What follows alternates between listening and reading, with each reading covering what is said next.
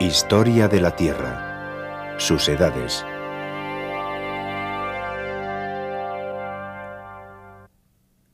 Hace aproximadamente 4.500 millones de años, la Tierra inició una metamorfosis que hoy en día todavía continúa. Según las teorías científicas, la Tierra comenzó siendo una densa masa de partículas de polvo y gases.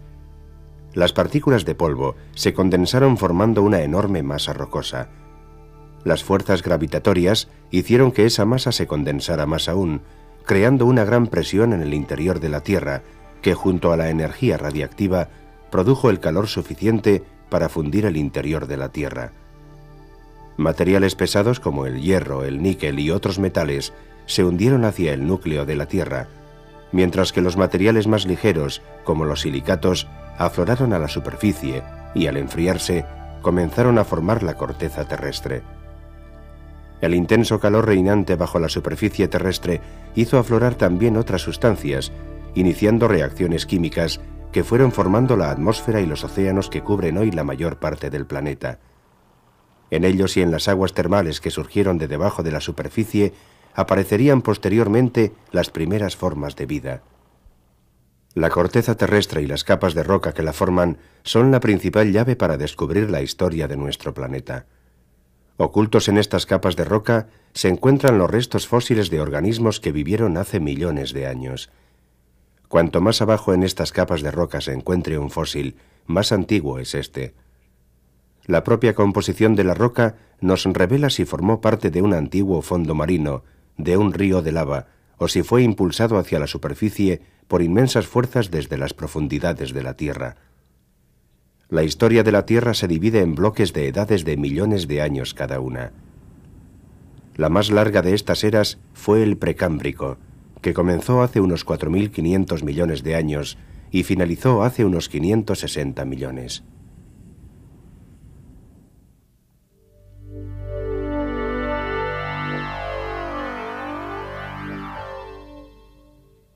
Los casi 4.000 millones de años del Precámbrico representan en torno a un 85% de toda nuestra historia geológica. Las primeras rocas de la era precámbrica eran rocas ígneas, formadas y modeladas por la lava del manto que se enfrió, convirtiéndose en una masa sólida, bien en la superficie de la Tierra o en las grietas de su corteza. Algunas rocas fundidas se formaron en la corteza por las grandes presiones de la formación de montañas, siendo luego desplazadas hacia la superficie y creando grandes cordilleras de granito. A lo largo de millones de años, la erosión y el clima desgastaron la mayor parte de las montañas precámbricas, reduciéndolas casi al nivel del suelo circundante. Estos restos de antiguas cadenas montañosas, llamados escudos, subsisten todavía en todos los continentes. Los escudos son las rocas más antiguas de la Tierra. En Norteamérica, la mayor parte de los escudos se encuentran cerca de grandes cordilleras y en buena parte del territorio canadiense. Aproximadamente la mitad de todos los depósitos minerales del mundo se hallan en zonas de escudos precámbricos. Durante el intenso movimiento generado por la formación de montañas precámbricas, la roca afloró a través de la corteza terrestre y se endureció entre las rocas de la zona de escudos. Esta roca contenía hierro, cobre, níquel, oro, plata y uranio. Hoy en día aún se extrae mineral de hierro en las montañas Mesabi de Minnesota e incluso oro en las colinas negras de Dakota del Sur. Ambas zonas están situadas sobre escudos precámbricos. Durante gran parte de la era precámbrica, la superficie terrestre fue un escenario convulso, donde la lava manaba lentamente a través de las fisuras de la corteza terrestre o erupcionaba con gran violencia desde los volcanes. Este era un entorno sumamente hostil para cualquier forma de vida. La poca que existió en la Tierra en tiempos precámbricos se hallaba en aguas termales como estas o en charcas marinas. Los primeros organismos vivos de la Tierra fueron, según se cree, algunas algas verde azuladas, llamadas también cianobacterias, que se desarrollaron hace unos 3.500 millones de años en aguas termales como estas del Parque Nacional de Yellowstone. A lo largo de todo el Precámbrico, la vida vegetal continuó evolucionando lentamente, confinada siempre, eso sí, en aguas termales y charcas marinas. fue hace unos 2.500 millones de años, tras el desarrollo de las algas azules, cuando surgió la primera vida animal en los océanos. Estos primitivos invertebrados fueron los antepasados de modernos organismos como el coral, los gusanos de mar y las medusas. Pero al carecer estos invertebrados de una estructura ósea, sus fósiles son muy escasos.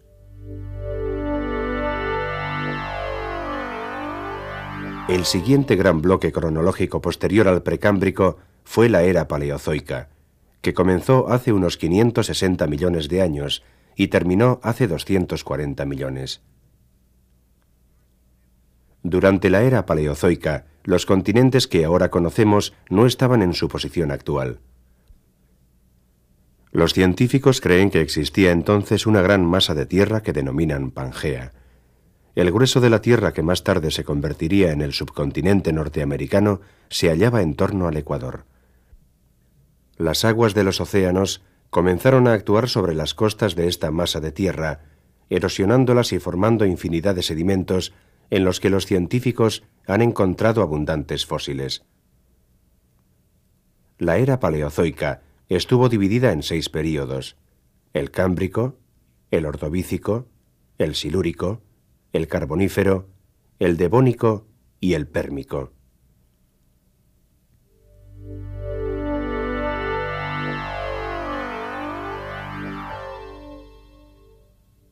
Durante el Cámbrico, los animales habían empezado ya a desarrollar caparazones o ectoesqueletos que dejaron nítidos restos fósiles en las rocas sedimentarias.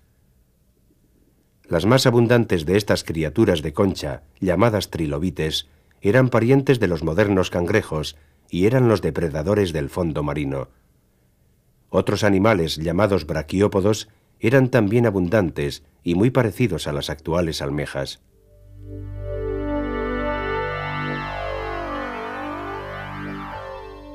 El período Ordovícico destaca por un gran aumento en el número y variedad de organismos. Hacia el final del Ordovícico, los antepasados de casi todos los modernos animales marinos de concha se habían desarrollado ya, incluidos los predecesores de gasterópodos, tales como el caracol, o modernos equinodermos como la estrella de mar y la holoturia. Surgieron también las primeras plantas y los primeros corales modernos, que empezaron a desarrollarse en aguas superficiales. Pero el mayor desarrollo de este período fue quizá la aparición de los primeros vertebrados, que eran peces primitivos llamados ostracodermos. En Colorado y en Wyoming se han encontrado fósiles de estos peces. 2 vastas áreas hundidas, llamadas geosinclinales, formaron una gran porción de nuestra geografía que más tarde se convertiría en Norteamérica. El geosinclinal de los Apalaches en el este y el de la cordillera en el oeste fueron suelos en progresivo hundimiento que recibieron un sinfín de sedimentos de tierras colindantes y que a menudo quedaban cubiertos por el mar. El mar llegó a cubrir el 70% de lo que hoy son los Estados Unidos. Estas tierras inundadas propiciaron el desarrollo de múltiples organismos, principalmente peces y criaturas marinas. Los sedimentos del fondo de las tierras anegadas quedaron al descubierto al retroceder las aguas y se endurecieron hasta formar arenisca y esquisto, ricos ambos en fósiles de vida marina acumulados durante millones de años. Monument Valley y gran parte del desierto suroccidental fueron en otro tiempo una extensa masa de arenisca, pero la erosión y el viento han remodelado las rocas, esculpiendo inmensas torres y algunas de las más singulares formaciones rocosas de la Tierra.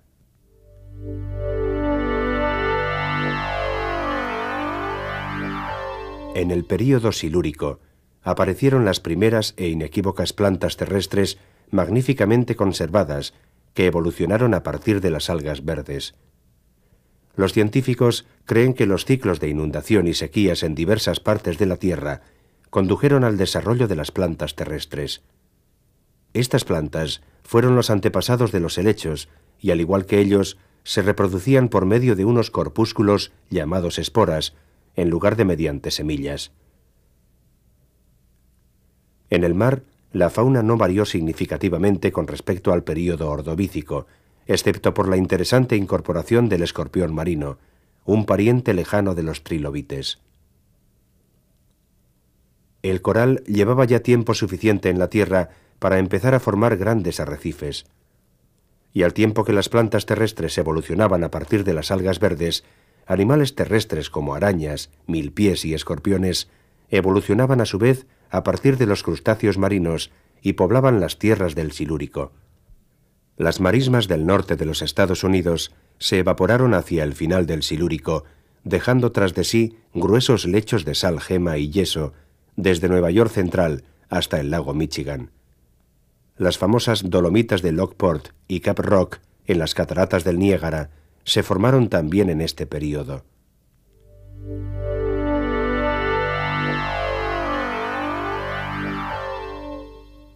Al Devónico suele llamársele también era de los peces.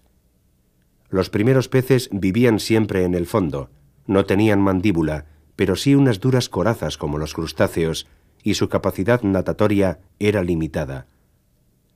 Algunos medían 9 metros de largo. Pero en el Devónico surgió una especie conocida como pez pulmón, capaz de respirar aire fuera del agua. El pez pulmón aún existe hoy en día. Poco después del desarrollo del pez pulmón, evolucionó otra especie de fuertes aletas con las que podía salir del agua y desplazarse por tierra. Este pez dio origen a los primeros anfibios, una especie de salamandras gigantes de larga cabeza y movimientos reptantes. En el Devónico, las plantas terrestres desarrolladas en el Silúrico comenzaron a diversificarse en un mayor número de especies. Eran auténticos helechos provistos de esporas, helechos de semillas y colas de caballo gigantes. Se desarrollaron asimismo árboles de corteza escamosa llamados cordaitales, semejantes a los abetos y pinos actuales.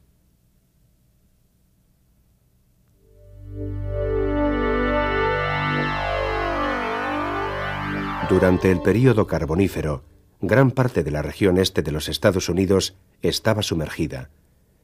Proliferaban los pantanos de agua dulce, gracias al cálido y húmedo clima de este período. En estos pantanos crecían árboles y helechos en gran número. Estos, al descomponerse, se transformaron en turba, que a su vez se transformó en carbón.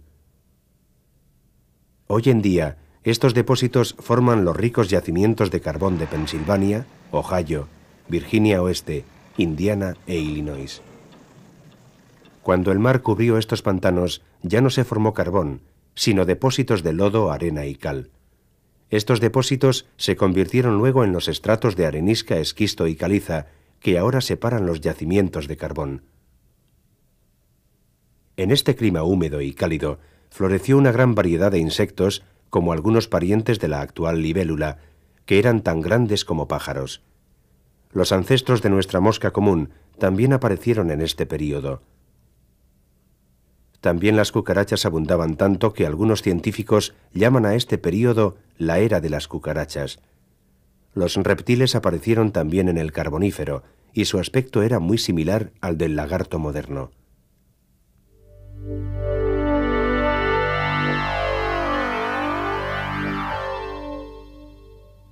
El último período de la era paleozoica fue el período pérmico, durante gran parte del cual un árido clima desértico evaporó la mayoría de los mares interiores de los actuales Estados Unidos. Estos mares menguantes dejaron atrás grandes yacimientos de minerales marinos como la sal gema y el yeso, presentes en Nebraska, Kansas, Oklahoma y Texas. Durante el período pérmico hicieron los reptiles e insectos sus mayores progresos. Al final del Pérmico había reptiles semejantes al moderno caimán, y avispas y escarabajos se habían desarrollado ya. Hacia el ocaso del Pérmico, los árboles de escamas, los helechos de semillas y los cordaitales, que poblaron los bosques pantanosos, casi se extinguieron a causa de la sequía. Pero al mismo tiempo se desarrollaron árboles de semillas casi idénticos a nuestras coníferas. Durante toda la era paleozoica, las fuerzas geológicas crearon las montañas Apalaches, mientras que los volcanes levantaban pequeñas áreas montañosas en los Estados Unidos y en México.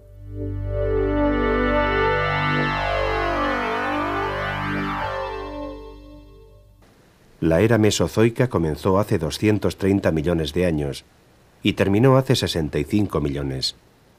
Este tramo de 165 millones de años es el segundo más corto en la línea cronológica de nuestra geología. Esta fue una etapa que comenzó con intensos movimientos que reestructuraron la superficie terrestre. A comienzos de la era mesozoica, los modernos continentes eran parte aún de un único y gran continente llamado Pangea. Su extensión era más o menos equivalente a la de los actuales continentes juntos. Hace unos 180 millones de años, la acción de las fallas y la actividad ígnea en Europa, Norteamérica, Sudamérica y África dividió Pangea en dos. La parte norte, que englobaba los futuros continentes de Norteamérica y Eurasia, se conoce como Laurasia. La parte sur, con los continentes restantes, se denomina Gondwana. Se formaron también los océanos Índico y Noratlántico.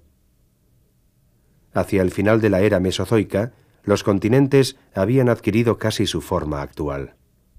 Las fuerzas geológicas que desplazaron los continentes hasta su posición actual formaron también montañas. Las de Sierra Nevada en California y las rocosas se formaron durante la era mesozoica. La rápida y profunda transformación que experimentó la Tierra en el Mesozoico se operó también en la fauna y la flora de este período. La era mesozoica estuvo dividida en tres períodos: el Triásico, el Jurásico y el Cretáceo.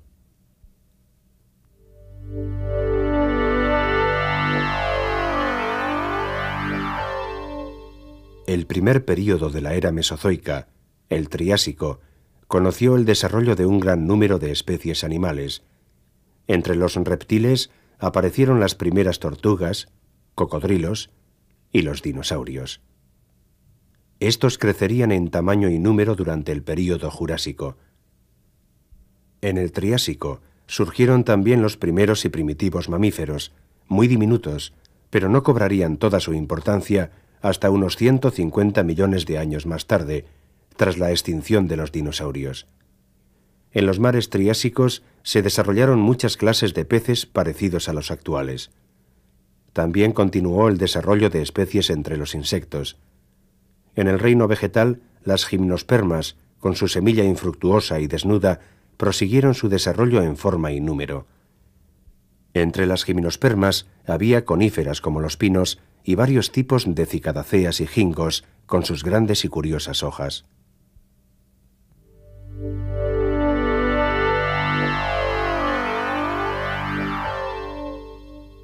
El período Jurásico asistió al dominio del planeta por parte de los dinosaurios. El clima en tierra era seco y cálido, ideal para estos gigantes de sangre fría. Entre los dinosaurios había especies carnívoras y otras especies herbívoras. El más famoso de todos los dinosaurios carnívoros, el Tiranosaurio Rex, no aparecería hasta el período Cretáceo. En su edad adulta medía unos 15 metros de longitud y pesaba 45 toneladas. Podía erguirse sobre sus patas traseras y caminaba con su cola en el aire para contrarrestar el gran peso de su cabeza y de su cuerpo. Sus afilados dientes medían 15 centímetros.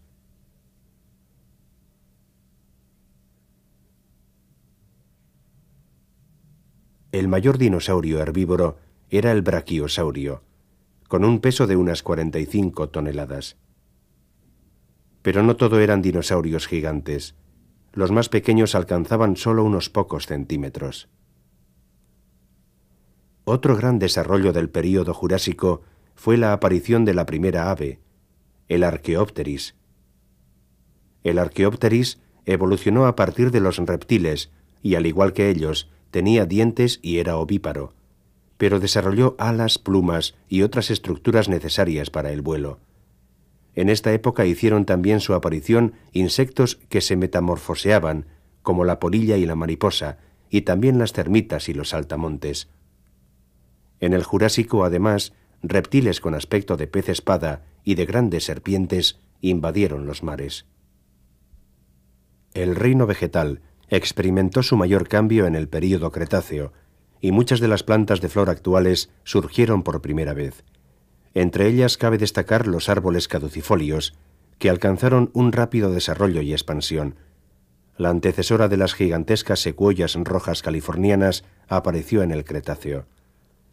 El Cretáceo marcó el final de una época de veloz crecimiento y expansión y coincidió con la extinción masiva de muchos animales y plantas mesozoicos. Todos los dinosaurios desaparecieron misteriosamente, junto con los reptiles voladores y nadadores, y muchas tortugas marinas, cocodrilos, lagartos y otras muchas especies. Muchos científicos creen que alrededor del 50% de todos los grupos vegetales y animales del planeta se extinguieron a finales del Cretáceo. Se han formulado muchas teorías en torno a esta extinción masiva, como bruscos cambios climáticos, el triunfo de los mamíferos como forma de vida dominante y plagas a escala mundial. Recientemente se baraja una nueva tesis, según la cual un meteorito o asteroide impactó en la Tierra, causando una reacción en cadena que condujo a la extinción de los dinosaurios. Refuerzan esta tesis las rocas halladas en la corteza terrestre en los límites entre el Mesozoico y el Cenozoico, que contienen enormes cantidades de iridio, ausente en todas las demás rocas halladas en la corteza terrestre. Pero las rocas de procedencia extraterrestre, como los meteoritos, contienen iridio en gran cantidad. De ello se deduce que un meteorito o asteroide pudo caer sobre la Tierra, lanzando al aire grandes nubes de polvo que bloquearon la luz del sol durante años. Las plantas terrestres y el plancton murieron por falta de luz solar necesaria para vivir y crecer. Seres como los dinosaurios, que se alimentaban de estas plantas, habrían acabado muriendo por inanición. Los pequeños mamíferos sobrevivieron quizá merced a sus menores necesidades energéticas y a su adaptabilidad a los cambios ambientales.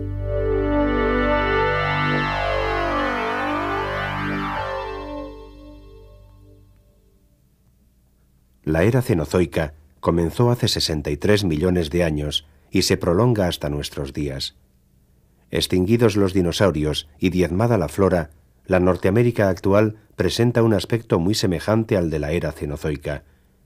Los montes Apalaches y las Rocosas se desgastaron y se levantaron de nuevo en esta era. Con la meseta del Colorado ocurrió lo propio varias veces, y durante la última el río Colorado esculpió la espectacular belleza del Gran Cañón. El volcanismo fue también muy activo en este período. Flujos de lava irguieron la meseta de Columbia en lo que hoy es Washington, Oregón, Idaho y California. Los volcanes en erupción moldearon el paisaje desde los montes Cascade hasta el sudoeste. En la zona del Parque Nacional de Yellowstone, lava y cenizas cubrieron bosques enteros. La orogénesis fue muy activa en todo el mundo. El Himalaya, los Alpes y los Andes crecieron durante el Cenozoico tardío. Aunque estas montañas tardan millones de años en formarse, geológicamente son relativamente jóvenes, con abruptas paredes y agudos picos, impropios en montañas desgastadas por la erosión y los elementos. La era cenozoica comenzó con climas cálidos y húmedos, pero mediada esta era, las temperaturas comenzaron a descender. Se empezaron a formar casquetes glaciares en Europa septentrional, Siberia, Groenlandia y en la Antártida. Se formaron glaciares alpinos en las altas cumbres de casi todo el mundo. Una cuarta parte del globo quedó cubierta por los hielos en esta época. Al descender la temperatura global, plantas tropicales como palmeras y helechos, que se extendían hasta el norte de Estados Unidos, comenzaron a extinguirse en casi todo el mundo, salvo en las inmediaciones del Ecuador. En California y Oregón, las secuoyas gigantes del litoral Pacífico y de Sierra Nevada sobrevivieron. Allá donde las plantas tropicales morían, se desarrollaron praderas de hierba donde surgieron vacas, ovejas, cabras y équidos. Algunas hierbas se convirtieron en cereal, como el trigo, el maíz, la avena y el arroz. En cuanto al medio acuático, había ya invertebrados como los actuales en mares fríos. Abundaban también rayas y tiburones, algunos de los cuales medían casi 20 metros. En tierra prosperaban los insectos y aumentó el número de sus especies. Anfibios como ranas, sapos y salamandras eran casi tan comunes como ahora. Reptiles como las tortugas, lagartos, serpientes y cocodrilos se parecían a los que hoy conocemos. Y a medio camino de la era cenozoica, los mamíferos iniciaron un veloz desarrollo. Comenzaron siendo pequeñas criaturas, tipo roedor. El primer caballo era aproximadamente del tamaño de un gato doméstico. Entre los nuevos mamíferos se encontraban los de hábitats marinos, antepasados de las ballenas y las marsopas. Otros mamíferos volaban, como el murciélago actual. Con el tiempo, los mamíferos fueron ganando tamaño. Camellos, caballos, rinocerontes, cerdos, perros y gatos se volvieron más grandes. Los pastos de Norteamérica ofrecían un clima óptimo para los herbívoros. Muchos de ellos alcanzaron gran tamaño. Hubo camellos tan grandes como jirafas. Los caballos se extendieron a Asia por el puente terrestre entre Alaska y Siberia. Los monos se extinguieron misteriosamente en Norteamérica, pero siguieron su evolución hacia nuevos tipos de simios en Europa y Asia. En pleno período glacial, los elefantes norteamericanos alcanzaron su apogeo y desaparecieron. Entre ellos estaban los mastodontes, el mamut imperial y el mamut lanudo. Grandes manadas de caballos, camellos y bisontes vivieron en Norteamérica en esta época, pero caballos y camellos desaparecieron de sus tierras hace aproximadamente 12.000 años. Posteriormente, los españoles reintrodujeron el caballo en suelo americano. Algunos científicos creen que los indígenas norteamericanos de aquel tiempo cazaron los caballos autóctonos hasta extinguirlos. El período glacial finalizó hace solo 11.000 años, al fundirse los últimos casquetes glaciares. El hombre no apareció en la historia de la Tierra hasta épocas recientes. La historia de la Tierra está llena de ejemplos de especies que, incapaces de adaptarse a los cambios ambientales, se extinguieron. Una de las razones del éxito de la especie humana es su adaptabilidad, pero es importante recordar que no somos inmunes a las cambiantes fuerzas ambientales. No hemos de permitir que nuestra arrogancia nos lleve a causar cambios ambientales que siembren la simiente de nuestra destrucción.